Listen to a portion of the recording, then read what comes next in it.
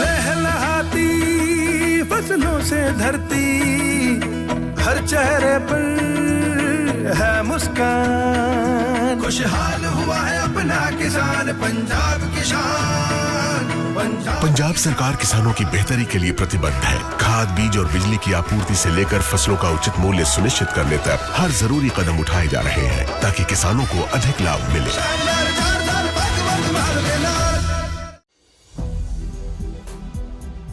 नमस्कार, आप देख रहे हैं 4 PM और मैं हूं आपके साथ सिमरत। दोस्तों, जो अमेरिका कल तक पूरी दुनिया का थानेदार बना फिरता था, जहां राष्ट्रपति डोनाल्ड ट्रंप हर समय लाल फीताशाही वाला शाही फरमान सुनाते थे, आज वही अमेरिका अपने सबसे पुराने और भरोसेमंद साथी ब्रिटेन से भिड़ गया है।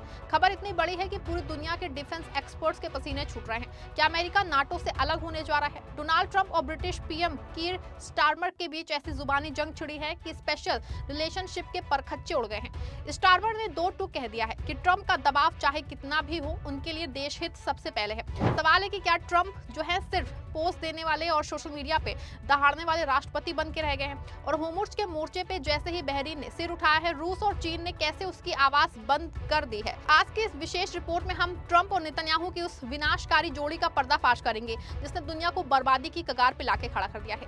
दोस्तों, ट्रंप की जिद ने आज अमेरिका को दुनिया में अकेला कर दिया है। ट्रंप प्रशासन का दबाव था कि ब्रिटेन भी ईरान जंग में अपनी पूरी ताकत झोंक दे, लेकिन कीर स्टारमर ने साफ तौर पे ना कह दिया है। स्टारमर का कहना है कि वो अपने सैनिकों को ट्रंप की निजी खुन्नस की आग में नहीं झोंकेंगे। ब्रिटेन के प्रधानमंत्री कीर स्टारमर ने बुधवार को देश को संबोधित करते हुए कहा कि ईरान के खिलाफ चल रही जंग उनकी नहीं है और ब्रिटेन इसका हिस्सा नहीं बनेगा। हालांकि उन्होंने ये भी कहा है कि ब्रिटेन एक ग्लोबल समिट आयोजित करेगा जिसमें होर्मुज़ को दोबारा खोलने के तरीके पे चर्चा होगी। स्टारमर ने कहा कि चाहे मुझ पे कितना भी दबाव हो, मैं हर फैसला ब्रिटेन के राष्ट्रीय हित में ही लूंगा। यह हमारी लड़ाई नहीं है और हम इसमें शामिल नहीं होंगे। उन्होंने चेतावनी दी है कि ये युद्ध अब दूसरे महीने में पहुंच चुका है और इसका असर ब्रिटेन की अर्थव्यवस्था पे पड़ेगा। हालांकि स्टारमर ने भरोसा दिलाया है कि ब्रिटेन इस स्थिति से निपटने के लिए तैयार है। जैसे इस बात की खबर ट्रंप को हुई है, वो पूरी तरीके से तिलमिला उठे हैं और उन्होंने नाटो से हटने तक की धमकी दे डाली है। दोस्तों, आज सत्ता की आंखों में आंखें डाल के पत्रकारिता करना मुश्किल हो गया है। हमारे 4 PM नेशनल यूट्यूब और फेसबुक चैनल को, जिसे आपका प्यार और विश्वास हमेशा से मिलता रहा है, उसे बंद करके सरकार ने ये साबित कर दिया है कि वो आपके सवालों से कितना डरती है। मुश्किल दौर है, लेकिन हम ना रुके थे और ना ही रुकेंगे। हम सच के लिए हमेशा लड़ते रहेंगे। ऐसे में 4 PM यूपी को ज्यादा से ज्यादा ज्वाइन करें और स्वतंत्र पत्रकारिता को जिंदा रखने के लिए जितना हो सके उतना हमारा आर्थिक सहयोग करें। आपके सहयोग से ये जंग हम जीत के रहेंगे। एक इंटरव्यू में ट्रंप ने कहा कि वो पहले से ही नाटो से ज्यादा प्रभावित नहीं थे और उन्हें लगता है कि रूस के राष्ट्रपति पुतिन भी यही मानते हैं। ये बयान तब आया है जब नाटो देशों ने ईरान जंग में अमेरिका का साथ देने से साफ इनकार कर दिया है। अमेरिका चाहता था कि नाटो देश होर्मुज़ स्ट्रेट खुलवाने के लिए अपने वॉरशिप भेजे, लेकिन उन्होंने ऐसा नहीं किया। ट्रंप ने रोते हुए कहा कि अमेरिका जो है हमेशा अपने साथियों के लिए खड़ा रहता है, लेकिन इस बार कोई भी अमेरिका के साथ नहीं आया। उन्होंने यूक्रेन का मिसाल देते हुए कहा कि वहां अमेरिका ने मदद की थी, लेकिन अब वही समर्थन अमेरिका को नहीं मिल रहा है। उन्होंने ब्रिटिश पीएम कीर स्टारमर की भी कड़ी आलोचना की है। जी हां, हालांकि ट्रंप भले ही अपनी नाकामी का ठीकरा दूसरों पे फोड़ रहे हों, लेकिन सच तो ये है कि इस पूरे फसाद के जिम्मेदार अकेले ट्रंप है। ट्रंप ने जब से दूसरी बार अमेरिका की कमान संभाली है, उनका किरदार अजब गजब रहा है। कभी वो दुनिया के तमाम देशों पे टैरिफ लगाने लगते हैं, कभी इंटरनेशनल लॉ तोड़ के ईरान और वेनेजुएला पे कब्जा करने की सोचने लगते हैं।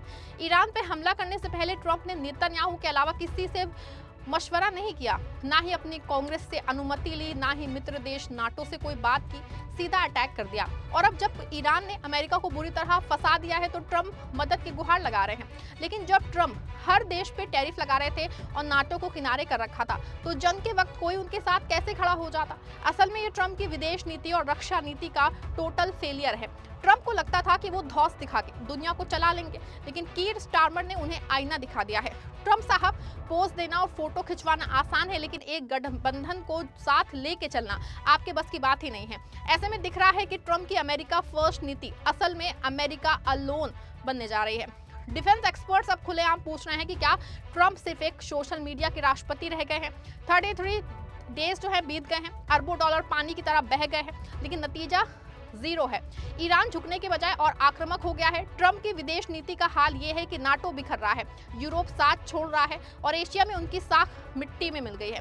उधर नेतन्याहू साहब अपनी सत्ता बचाने के लिए आपस में भिड़े हैं, वहीं दूसरी ओर रूस और चीन मजबूती से ईरान के पक्ष में लामबंद होते दिख रहे हैं। ट्रंप के इशारे पे पिछले 2 दिनों से यूएई और बहरीन होर्मुज़ के सरपंच बनने की कोशिश कर रहे हैं। दोनों देश ना सिर्फ बयानबाजी कर रहे हैं बल्कि अपनी सैन्य शक्ति झोंकने का वादा भी कर रहे हैं। लेकिन दोस्तों, जैसे ही इन दोनों ने ट्रंप के इशारे पे होर्मुज़ में दखल देने की हिमाकत की है, रूस और चीन ने वो तेवर दिखाए हैं कि बहरीन के पसीने छूट गए हैं। रूस और चीन ने साफ कर दिया है कि अगर किसी भी तीसरे मुल्क ने होर्मुज़ के बहाने ईरान पे हमला करने की कोशिश की तो अंजाम भुगतने के लिए तैयार है।